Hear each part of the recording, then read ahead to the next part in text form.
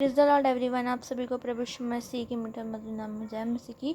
और आज के वचन में जाने से पहले हम प्रभु के नाम में प्रार्थना हो जाएंगे। मेरे महान दयालु परमेश्वर, राजा के राजा, प्रभु के प्रभु, धन्यवाद देते हैं पिता परमेश्वर आज के दिन के लिए, आज के समय के लिए। पिता परमेश्वर धन्यवाद देते हैं पिता आज के पवित्र वचन के लिए। वचन के द्वारा आप हमसे बातें करें और पिता वचन को समझने में सहायता करें। विनती प्रार्थना को मांगते मेरे महान दयालु पिता प्रभु यीशु मसीह की मीठा मधुर नाम में सुना ग्रहण करें, आमीन।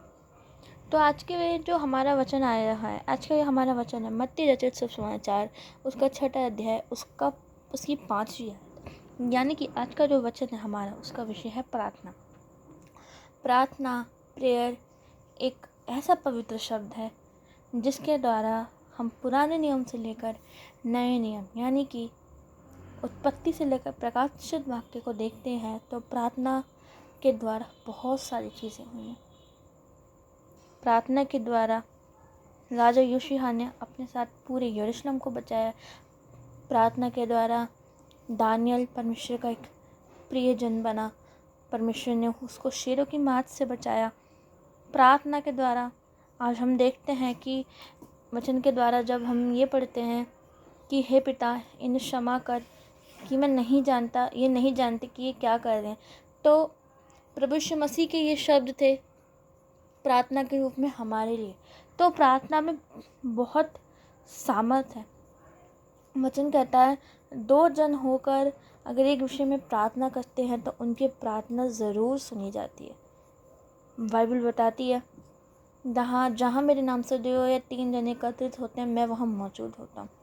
तो जब हम परमेश्वर से एक लस्ट, एक सेल्फिशनेस के बिना, यानी एक श्रद्धा, एक सच्चाई से, प्रेम से परमेश्वर का भय मानते प्रार्थना करते हैं, तो वो प्रार्थना परमेश्वर तक जाती है।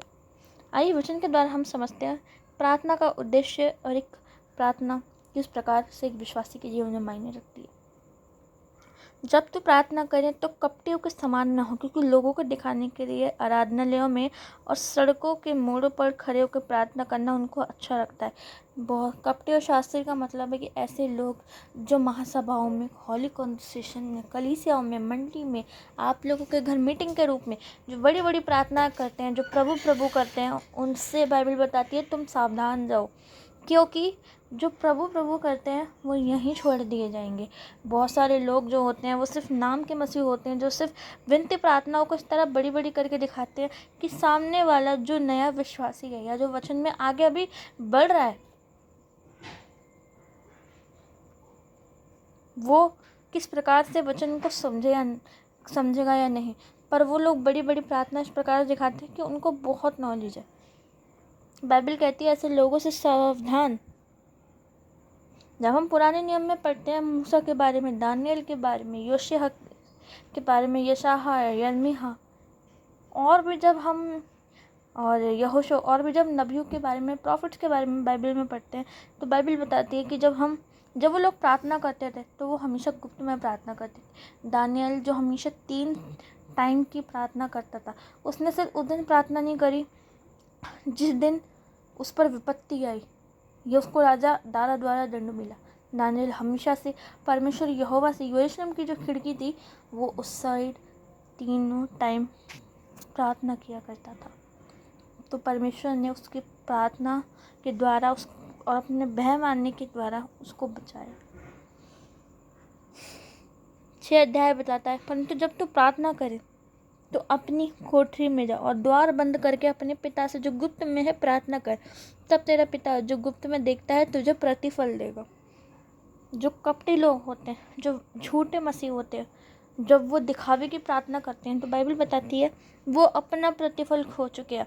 और तू जो तेरा स्वर्गीय पिता जो गुप्त में है, तू भी जाकर उससे गुप्त में प्रार्थना कर, तो वो तुझे तेरा प्रतिफल देगा। प्रार्थना करते समय अन्य जातियों के समान बकबक ना कर, क्योंकि वे समझते हैं कि उनको बहुत बोलने से उनकी सुनी जाएगी। जैसे कि मैंने बताया कि जो मसीह लोग जो सिर्फ दिखावे के मसीह बनते हैं, जो सिर्फ ये सोचते हैं कि हमारी बड़ी बड़ी प्रार्थनाओं करने से परमेश्वर हमारी सुनेगा, तो बाइबल बताती है कि उनके बकबक करने से उनकी ना सुनी जाएगी। इसलिए तुम उनके समान ना बनो, क्योंकि तुम्हारा पिता तुम्हारे मांगने से पहले ही तुम्हारी इच्छाओं को जानता है, तुम्हारी नीड्स, तुम्हारी आवश्यकताओं को जानता है। बाइबल के बारे में हम जानते हैं, जब हमारा परमेश्वर यहोवा हमारी मांगने से ज़्यादा हमारी इच्छा, हमारी नीड्स को, हमारी वांट्स को परमेश्वर सब जानता है। हमें किस चीज़ की ज़रूरत है, हम क्या चाहते हैं, और आवश्यकताओं को वो बेहतर जानता है।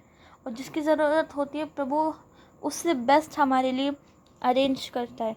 9वें अध्याय से लेकर 14वें अध्याय तक प्रार्थना लिखी है कि हमें जब हम भोर को उठते हैं तो प्रार्थना किस तरह होनी चाहिए। क्यों हमें बताया जाता है कि भोर की प्रार्थना सबसे पवित्र समय की प्रार्थना होती है? क्योंकि पुराने समय में जब हम देखते हैं कि मूसा हमेशा सुबह प्रार्थना करता था। नए नियम में हम प्रभु यीशु मसीह के जीवन से देखते हैं कि वो सीनै पर्वत पर सुबह प्रार्थना किया करते थे। तो जो सुबह की प्रार्थना होती है वो सबसे पवित्र होती है। बिछौने पर प्रार्थना का मतलब होता है कि जब हम बिछौने पर प्रार्थना करते हैं ना प्रभु से, तो प्रभु हमें उस समय से लेकर हमारे रात के विश्राम के समय तक प्रभु हमारी सहायता करता है। प्रभु हमें संभालता है, प्रभु हमें विश्राम देता है। वो अपने स्वर्ग दूतों का पहरा हमारे आसपास बांधे रखता है ताकि कोई हानि हमें ना पहुंचा सके। सो एवरीवन, मे बी प्रभु यीशु मसीह के पवित्र वचन पर आशीष हो और आप सभी को आज का वचन में भी समझ आया हो। और जहाँ आपकी क्वारीज हैं आप लोग पूछ सकते हो, जहाँ भी कोई डाउट हो। और अगर वचन को एक्सप्लेन करने में मुझसे कोई गलती हुई हो या मैं किसी चीज़ का डीप एनालाइज मीनिंग बताते हुए भूल गई हूँ, तो आप प्लीज़ मुझे बताओ ताकि मैं उस चीज़ को सुधार के मिस्टेक्स को अपनी को रिपेयर कर सकूँ और मैं वचन में और भी ग्रो होती जाऊँ, ताकि मैं लोगों को परमेश्वर का सही ज्ञान देने में संपूर्ण ठहरूँ। क्योंकि जब मुझे खुद पता नहीं होगा तो मैं आप लोगों तक सही वचन नहीं पहुंचा सकती। और अगर मैं परमेश्वर की वाणी को, बाइबल बताती व्यवस्था की इस पुस्तक में से जो तोड़ मरोड़ कर प्रस्तुत करता है, जो दूसरों को बताता है, वो दंड का भागीदार होगा।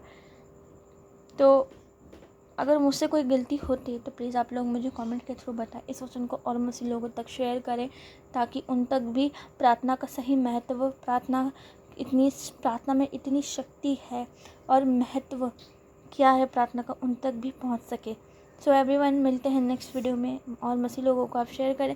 कमेंट में आप अपना वर्स भी बता सकते हैं, जिस वर्स पे आप एक डीप एनालाइज वीडियो चाहते हो वो भी ज़रूर आएगा आप लोगों के रिक्वेस्ट पर।